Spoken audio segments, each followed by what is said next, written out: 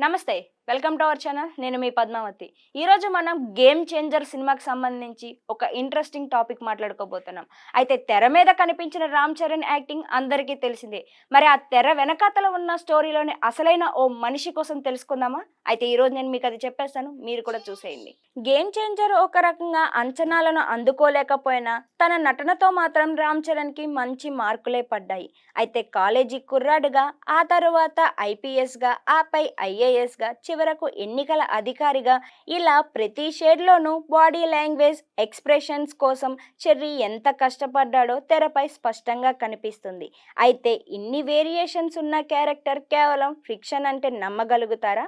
అయితే తెర మీద కనిపించిన హీరో ఒకప్పుడు నిజంగానే ఇండియన్ పాలిటిక్స్‌లో చక్రం తిప్పారంటే ఆశ్చర్యంగా ఉంది కదూ! అయితే 1990 నుంచి 96 మధ్య కాలంలో కేంద్ర ఎన్నికల సంఘం చీఫ్ కమిషనర్ విధులు నిర్వహించారు టిఏఎన్ శేషన్. అయితే ఈయన పూర్తి పేరు తిరుమలైన నారాయణ్ ఐఏఎన్ శేషన్. 1995 తమిళనాడు కేడర్కు చెందిన శేషన్ రాష్ట్ర జాతీయ స్థాయిలో ఎన్నికల కీలకమైన బాధ్యతలను నిర్వహించారు.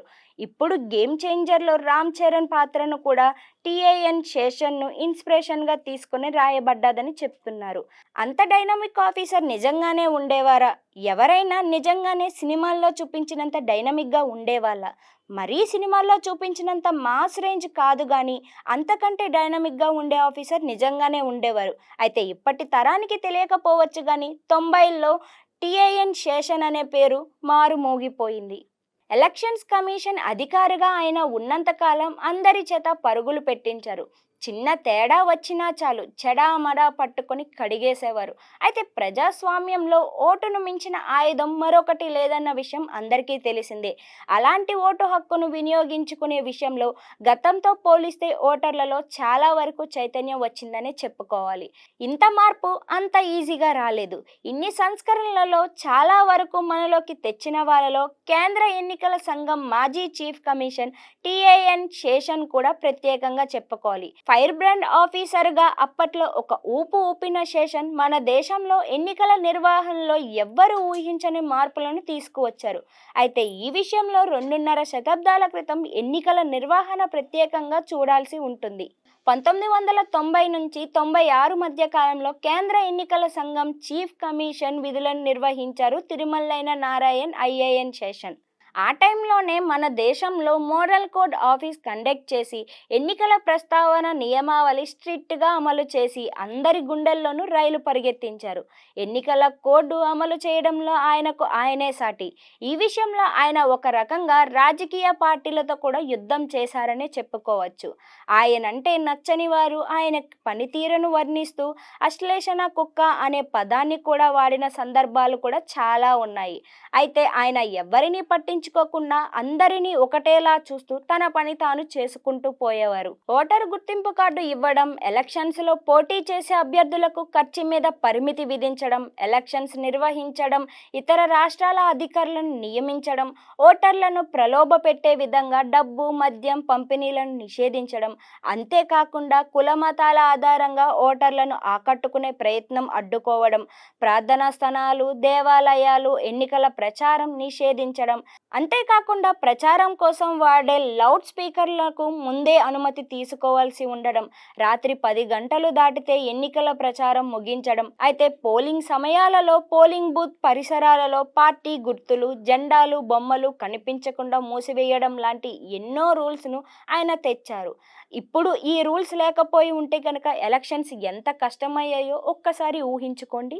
ఈ కోడ్ను ఉల్లంఘిస్తే ఎంతటి వారైనా సరే ఎలాంటి భయపక్షపాతాలు లేకుండా చర్యలు తీసుకునే శేషన్ అంటే అందరికీ భయమే ఉండేది. అయితే గవర్నర్ పదవిలో ఉండి ఎన్నికల ప్రచారం కోసం పాల్గొన్నాడనే కారణంతో మధ్యప్రదేశ్ ఓ నియోజకవర్గంలోని ఏకంగా ఎన్నికలనే రద్దు చేసిన మొండి మనిషి అంటే నమ్మగలరా? అసలు ఇప్పుడు ఇలాంటిది ఏదైనా సాధ్యమే అవుతుందంటారా? ఇప్పుడు శేషన్ తీసుకున్న ఈ నిర్ణయం కారణంగా సదరు గవర్నర్ తన పదవికే రాజీనామా చేశారంటే నమ్మగలరా? ఈ ఒక్క సంఘటన చాలు ఎన్నికల నిర్వహణలో శేషన్ ఎంత స్ట్రిక్ట్గా ఉండేవారో చెప్పుకోవడానికి. ఒకసారి ఈయన చెన్నై ట్రాన్స్పోర్ట్ కమిషనర్గా పని చేయవలసి వచ్చినప్పుడు కొందరు డ్రైవర్లు మీకు డ్రైవింగ్ ఇంజనీరింగ్ గురించి ఏం తెలుసు, డ్రైవర్లు నిర్వహించడానికి మీరు వచ్చారా అని అన్నారు. కొన్ని రోజుల్లోనే ఆయన బస్ డ్రైవింగ్ నేర్చుకోవడంతో పాటు బస్ ఇంజిన్ తెరిచి చిన్న చిన్న రిపేర్లు చేయడం కూడా నేర్చుకున్నారు. అంతేకాదు 80 కిలోమీటర్ల దూరం వరకు బస్సు నడిపించి చూపించి ఇప్పుడు నేను నా పని చేసుకోవచ్చా అని అడిగారు. అయితే 'గేమ్ చేంజర్' సినిమాలో చూసిన ఆ మాస్ సీన్ నిజంగానే జరిగినవే.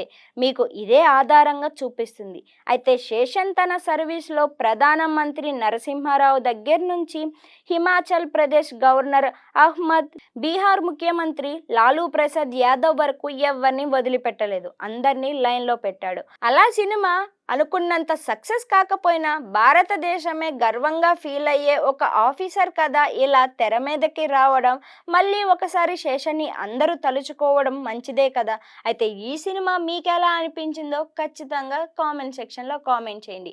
మరి మా వీడియో మీకు ఇన్ఫర్మేటివ్‌గా అనిపిస్తే